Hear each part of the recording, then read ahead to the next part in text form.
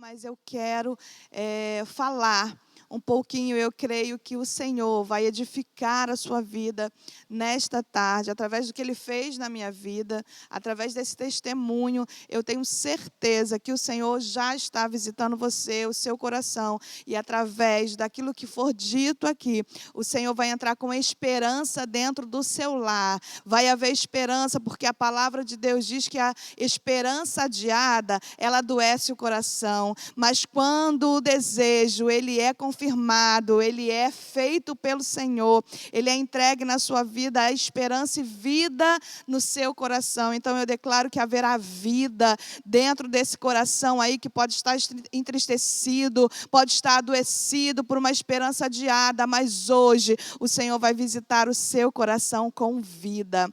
Então, antes de iniciar, eu não posso começar esse testemunho sem falar um pouquinho da palavra de Deus. Então, eu quero dividir com você dois versículos que se encontram em Filipenses 4, 6 e 7, que diz assim: não estejais inquietos por coisa alguma. Antes, as vossas petições sejam em tudo conhecidas diante de Deus pela oração e súplica, com ações de graça.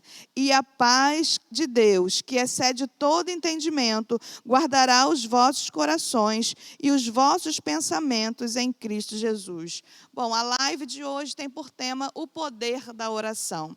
E esses versículos mexem muito comigo, porque Paulo começa dizendo: não estejais ansiosos, em outras versões, inquietos em algumas outras. Antes. Então, antes de estar ansiosos, antes de começar a inquietação, a sua necessidade é apresentar todas as suas petições ao Senhor em oração, junto com súplicas e ações de graça, porque ainda que tenhamos coisas a pedir, ainda que tenhamos coisas para suplicar, sempre teremos muito mais motivos para agradecer. Então, todas as vezes que chegarmos ao Senhor em oração, devemos agradecer a Deus por tudo aquilo que já temos, por tudo aquilo que Ele já fez por nós, porque Ele não nos deve nada. O sacrifício dEle na cruz já derramou sobre nós tudo aquilo que nós necessitávamos, mas Ele é lindo, Ele é fiel, Ele é justo, Ele é maravilhoso, Ele é bondoso, Ele é misericordioso, Ele tem prazer em nos abençoar, mas precisamos orar. E o poder da oração, o que é esse poder? Esse poder está em Cristo, não em nós. Mas quando nós apresentamos em oração as nossas petições, em tudo, a palavra está dizendo em tudo, é tudo aquilo que nós temos para pedir, apresente Ele em oração, porque quando nós fazemos isso, a ansiedade não tem vez. Quando nós apresentamos isso, a inquietação não tem vez, porque não tem como eu dizer que eu apresento tudo em oração, em súplicas ao Senhor, com ações de graça, e ainda ando ansioso e inquieto. Mas por que, pastora? Está dizendo que a ansiedade é falta de Deus? Não, não é isso. Não sou leviana em dizer isso. Mas a palavra que nos garante que quando nós apresentamos tudo a Ele em oração, então a paz de Deus, que excede todo entendimento, guarda a nossa mente e o nosso coração em Cristo Jesus. Então, se existe a paz que excede todo entendimento, não tem lugar para inquietação, não tem lugar para ansiedade. Só que para experimentar essa paz que excede o entendimento, a paz que ninguém entende, é quando você está no meio do furacão, você ainda consegue sorrir. É quando você está no meio daquela situação que você não sabe mais para onde correr, mas ainda assim essa paz te envolve, de maneira que você consegue apresentar o seu maior louvor, a sua maior adoração a Deus, entendendo que Ele já recebeu a sua oração. Então, há dois segredos aqui que nós devemos apresentar tudo a Ele em oração, para que essa paz invada os nossos corações, guarde a nossa mente, guarde o nosso coração, para que conseguimos esperar aquilo que Ele tem que fazer. Então, eu quero deixar para você a diferença entre oração e súplica, porque não são as mesmas coisas, senão não teria as duas palavras aqui nesses versículos. Então, oração é uma aproximação da pessoa a Deus por meio de palavras ou pensamentos, e é feito de forma particular ou pública. É pública aquilo que nós estamos fazendo aqui, orando por você, junto com você, dentro da igreja, no templo, como nós fazemos. Ou em secreto, quando você entra para o seu quarto, fecha a sua porta e fala com o teu Deus. Súplica é qualquer pedido que se faz insistente e permanentemente, geralmente por desespero. E por muitas vezes, o meu testemunho, ele começou com uma oração, mas por muitas vezes foram súplicas e mais súplicas, com desespero, com choro, e é isso que eu quero falar com você um pouquinho nesta tarde. Eu me casei com o pastor Renan, vocês conhecem, é o careca mais lindo dessa terra.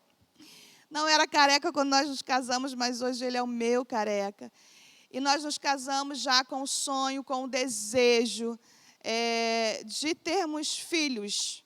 Não foi possível assim que casamos, obviamente, mas no momento em que achamos que era a hora, nós começamos a nos preparar. E o nosso sonho era ter 3 bebês, 3 criancinhas correndo pela casa, 3 filhos, e nós não gostaríamos de dar um intervalo muito grande entre um e outro. Pois bem, nós paramos de tomar o remédio e vamos tentar engravidar. Engravidei. Foi aquela alegria, aquela felicidade. Engravidei no dia do aniversário do Renan, descobri no dia do aniversário do Renan. E o médico disse: Ellen, tenha calma, não conte agora, os 3 primeiros meses são sempre mais complicados. E eu acabei não contando para todo mundo, algumas pessoas da família e apenas ele. No dia que eu disse isso para ele, eu falei: Renan, você acha que pode acontecer alguma coisa? A fé dele foi tão grande, naquele momento eu não entendi, mas ele disse: Ellen, você crê que Deus é soberano? Eu disse: eu creio. Então, se você crê, você precisa acreditar que se não for esse, Deus vai dar outro. Naquele momento eu não entendi. Naquela hora eu senti até raiva dele, porque eu achei que ele estivesse menosprezando aquele que já estava dentro. Mas não, hoje eu entendo que ele tinha tanta fé e tanta esperança que o Deus, que é galardoador daqueles que o buscam, ele sabia exatamente o que fazer. Se não fosse aquele, ele sabia que Deus mandaria no tempo certo um outro menino ou menina para nós. E assim foi, eu tive um aborto espontâneo logo depois. E aí começou os momentos de oração, os momentos de pedido. Até então nós não sabíamos se havia algum problema. E chegou um tempo em que o médico disse: precisamos investigar. Vocês são um casal novo, em idade fértil. Então nós precisamos investigar a razão de não engravidar de novo. Por que não engravidou? E me passou vários exames, alguns exames para o Renan, que nós não chegamos nem a fazer, meus irmãos, porque a gente precisou esperar o tempo certo, cada um tinha uma data específica para ser feito, e esses pedidos foram feitos num mês. No mês seguinte, eu fui em um culto, num retiro, e o Senhor usou um vaso. Creia nos profetas, creia nas profecias, creia, porque o Senhor fala, Ele cumpre. Quando é Ele quem usa o vaso, pode ter certeza que vai acontecer. O Senhor disse naquela tarde para mim, desse jeito: Ellen, ano que vem, no próximo carnaval, você estará carregando um bebê em seus braços. Naquele momento eu fiz as contas e eu disse: Senhor, só se eu engravidar agora, porque não dá tempo de eu ter um bebê nos braços no próximo carnaval, se o Senhor não fizer a obra agora. E eu estava com exames para fazer. Naquele mês, dias após essa profecia que eu recebi da parte de Deus, eu descobri que estava grávida da minha Rebeca. E eu descobri também no dia do aniversário do pastor Renan. Ou seja, o que eu havia perdido, o Senhor restituiu exatamente no mesmo dia. Eu não pedi para que fosse assim, eu não planejei nada disso, mas o Senhor, que ouve a oração dos seus, Ele resolveu nos abençoar desta forma, alegrar a nossa casa e o nosso coração. Pois bem, a partir daí, eu pensei: bom, não tenho nada. Renan não tem nada, porque os médicos queriam investigar, mas eu engravidei, então não tem problema. Rebeca nasceu, aos 3 meses de idade, nós fomos a um culto de intercessão, numa tarde profética, como a que a gente tem aqui. Então, eu quero te convidar, você que fica em casa na parte da tarde, venha buscar de Deus o seu milagre, porque é poderoso esses encontros, é marcante, é maravilhoso estar na presença de Deus. Nós nunca saímos da presença dEle da mesma forma que entramos. E ao chegar lá, Deus usa o vaso para falar com o meu marido. Nós não estávamos sentados juntos, não estávamos perto. Rebeca nem no nosso colo estava. E o profeta disse que daria a nós o Davi. Davi já era um nome desde quando a gente namorava. Se tivéssemos um menino, seria Davi. E o profeta falou Davi e falou o nome Rebeca. E disse que na nossa casa, Rebeca ia correr, Davi ia marchar. E falou muitas coisas sobre o ministério também. Só que naquele momento meu coração se atribulou, porque eu falei, meu Deus, minha filha tem 3 meses, eu quero outro, mas não agora, né? Está muito perto. Mas não sabia eu que o tempo ia ser um pouquinho demorado para mim, mas era preparo do Senhor para as nossas vidas. A partir daí, eu, com muita fé naquilo que o Senhor havia falado, eu já parei de tomar o remédio, porque eu disse, se o Senhor, Ele abriu a madre, Ele já disse que vai dar, Ele vai dar, eu não estou dizendo que você tem que fazer o mesmo, isso foi o meu propósito com Deus. Eu entendi que se Ele fecha, Ele abre, e comigo seria assim, Ele fechou quando quis, Ele abriu quando quis. Então, eu resolvi parar, porque eu queria mesmo ter outro logo. Eu falei, se o Senhor falou que vai dar o Davi, então assim vai ser. Passou o 1º ano, nada do Davi chegar.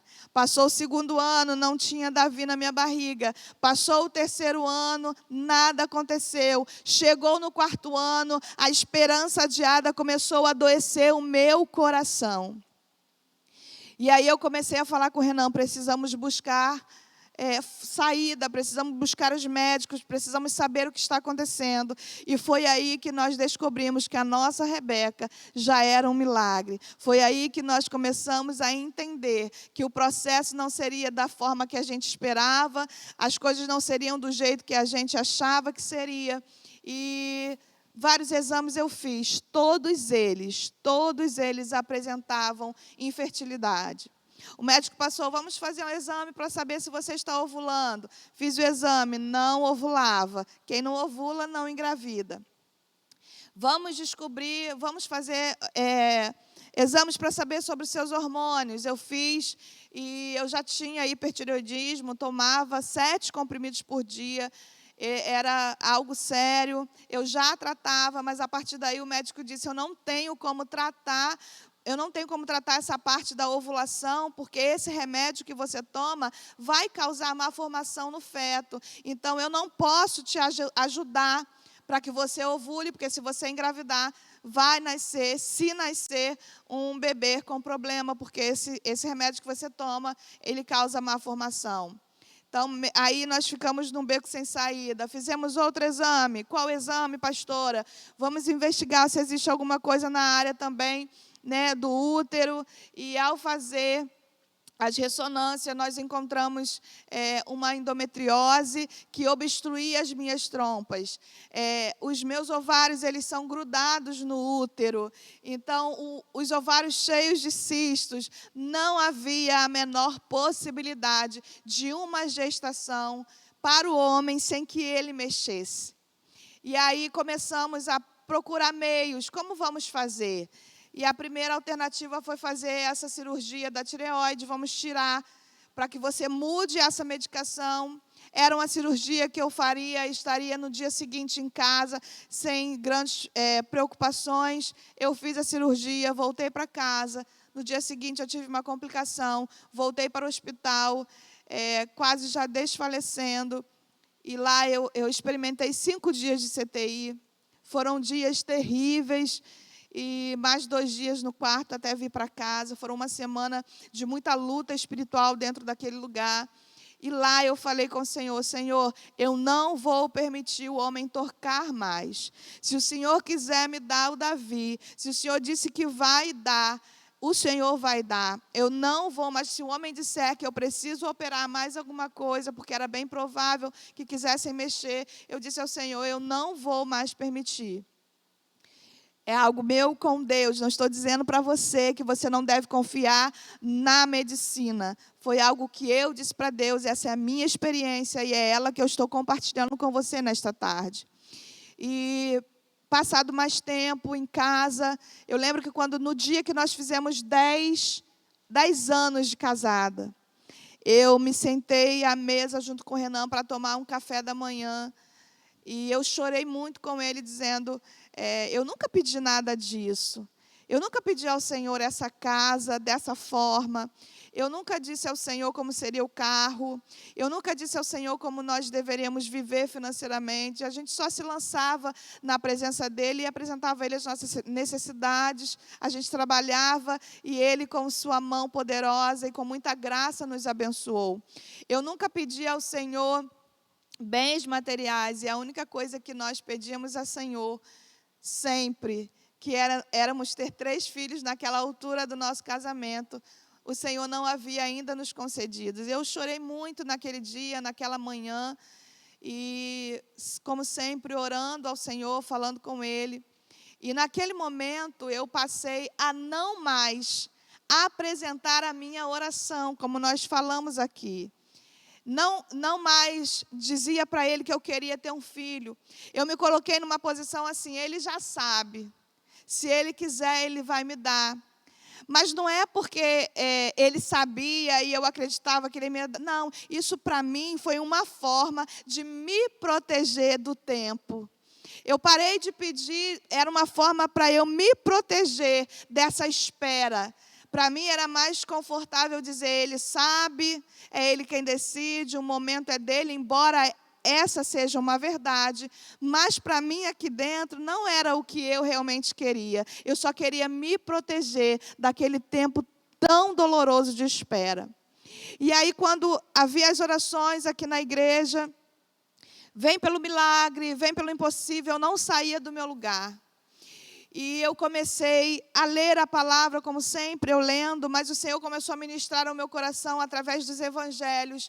E eu comecei a perceber como todos aqueles milagres contidos ali, eu sei que a Bíblia não tem todos os que Jesus já fez, mas se aqueles que estão ali falam exatamente sobre essa parte tão característica de todos eles, que é alguém provocou aquele milagre, se está ali, se consta ali, tem um motivo, tem uma razão. E eu comecei a ler aquilo, e aquilo começou a fomentar em meu coração o desejo de ser provocadora do meu milagre, de sair daquela posição de, não, ele sabe de todas as coisas, se ele quiser, ele vai me dar, e entrar na posição de súplica, aquele pedido insistente, aquele pedido desesperado. Foi assim que eu comecei a fazer, a partir daquela palavra que eu comecei a ler. Ora, o cego de Jericó, ele gritava, filho de Davi, tenha misericórdia de mim. A multidão tentou calar aquele homem, mas ele, a multidão calando, tentando dizer, pare, não perturbe o mestre, deixe ele em paz. E a Bíblia vai dizer que quanto mais as pessoas tentavam calar, mais ele gritava. Aquilo mexeu com o meu coração, porque Jesus parou para atender aquele homem que gritava no meio do caminho. A multidão também gritava, mas ele ouviu o clamor de alguém que foi insistente. Ele ouviu o clamor de alguém que entendeu que precisava, naquele momento, de uma súplica desesperada, para que ele atendesse o seu clamor. Eu não sei em que momento você está, se ainda é um momento de oração, ou se você já entrou nesse momento desesperado. Eu quero te dizer, não permita que o medo te pare de clamar. Não permita que a multidão do desespero te faça paralisar diante desse problema, a ponto de você pensar, não tem mais jeito. Para Deus existe um jeito. Ele é o Deus Todo-Poderoso, Ele é o Deus do impossível. Ele ainda faz, Ele age, Ele faz acontecer, e basta uma palavra do Senhor para que todo esse cenário mude. Então não deixe de clamar. E aí eu mudei a situação. Eu comecei a colocar a mão no meu ventre dentro da minha casa, e eu comecei a profetizar vida dentro do meu ventre. Eu andava pela minha casa e falava, Senhor, quando vai haver aqui um cheirinho de bebê de novo? Eu passava pelo meu corredor e eu conseguia sentir o cheiro do bebê. Eu ouvia choro de criança quando eu clamava a Deus dentro da minha casa, e eu sabia que no momento certo ia acontecer. E todas as vezes que tinha esse pedido de oração aqui, vem clamar pelo impossível, vem aqui clamar, eu estava aqui na frente, eu colocava a mão no altar. Algumas pessoas podiam até pensar, ué, mas a pastora, sim, a pastora também precisa do impossível. Eu sempre falo, só alcança milagre quem enfrenta impossibilidades. Se você quer viver milagre, se prepare para transitar em um cenário de impossibilidades. Eu vivia assim, era impossível para o homem, mas eu sabia que para o meu Deus, e Ele já havia dado uma promessa, eu sabia que seria possível. Uma hora Ele ia me ver aqui neste lugar, e tudo aconteceu, irmãos. O Senhor falando em maio, eu cheguei aqui no meu aniversário, muito cansada, mas eu vim adorar o Senhor. O Senhor usou mais uma vez o profeta e disse, hoje eu estou te entregando um presente em suas mãos, que vai alegrar toda a sua casa, não só você, mas toda a sua casa, porque hoje havia um motivo, um destravar, para que naquele momento Ele me visse, assim como Ele fez com Ana. Naquele momento em que ela votou, Ana, a palavra vai dizer que Deus se lembrou dela. Naquele instante o Senhor falou através da boca do profeta, dizendo, porque você decidiu estar aqui hoje, podendo estar em qualquer outro lugar, você veio me adorar, estou eu entregando para você esse presente. No mês seguinte eu descubro a gravidez do Davi, e quando eu descobri a gravidez, todo mundo querendo, muito ansioso, fazer a revelação, e eu tinha certeza de que era um menino, porque o Senhor havia dito. Algumas pessoas veem o vídeo e falam, mas todo mundo de azul, você já sabia? Não. Eu não sabia através do exame, eu sabia porque uma palavra um dia foi liberada e o Senhor disse que nós teríamos. E para eu finalizar esse breve testemunho, eu enfrentei muitas dificuldades durante a minha gravidez, foi uma gravidez de risco. Davi nasceu e tudo correu bem para a glória do Senhor. Eu confiei na palavra que foi liberada ao meu respeito, porque um dia o Senhor mais uma vez usou alguém para dizer que não haveriam mais aborto, porque nesse meio tempo eu perdi mais um, foram 2. E o Senhor gritou aos meus ouvidos através de uma pessoa que não haveria mais abortos, e assim eu confiei. Foram muitas injeções, foram mais de 200 injeções da barriga durante todo esse processo, e muitas coisas eu vivi. Mas eu, na mesa de cirurgia, troquei de médico, faltando 3 semanas para o Davi nascer, eu troquei de médico, nunca disse para esse médico os problemas que eu havia enfrentado, nunca contei para ele de endometriose, falta de ovulação, nunca contei para ele nada disso, eu só fui para ele me operar. E na operação, ele abriu, ele viu tudo que havia lá e ele mexeu sem que eu soubesse. Na minha consulta, que eu voltei lá para uma revisão, ele disse para a gente, olha, espera o tempo devido, não façam estripulias, os casados aqui me entendem. E o Renan, apavorado, mas por quê? Espere 45 dias, porque eu mexi muito nela. E eu perguntei para ele, doutor, mexeu por quê?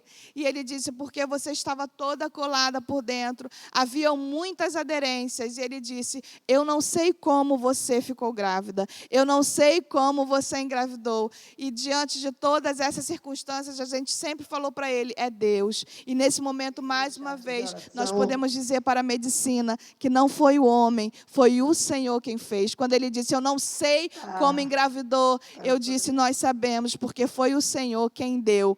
E ele disse que mexeu ali, que agora está propício para uma nova gestação. E o Senhor já falou por 2 vezes que dará um outro menino. E um menino, não foi um menino, mas dará uma outra criança, e assim cerrará a minha madre. Então, eu creio na palavra, e eu quero te dizer, para eu terminar a minha oportunidade, que o Deus que fala, Ele cumpre. Não desista de apresentar todas as suas petições ao Senhor em oração e súplicas, com ações de graça, ainda que esteja doendo, ainda que seja desesperador, ainda que o seu coração esteja adoecido, olhe para a sua volta, olhe ao seu redor, que você sempre terá motivos para agradecer. E dessa forma, a paz que excede todo entendimento, guardará a sua mente, o seu coração em Cristo Jesus, para que você consiga passar por esse tempo de espera equilibrado, equilibrada, com uma esperança em seu coração, com a sua fé avivada em Deus, crendo que Ele é poderoso para fazer infinitamente mais do que tudo aquilo que você pensa ou sonha. Amém?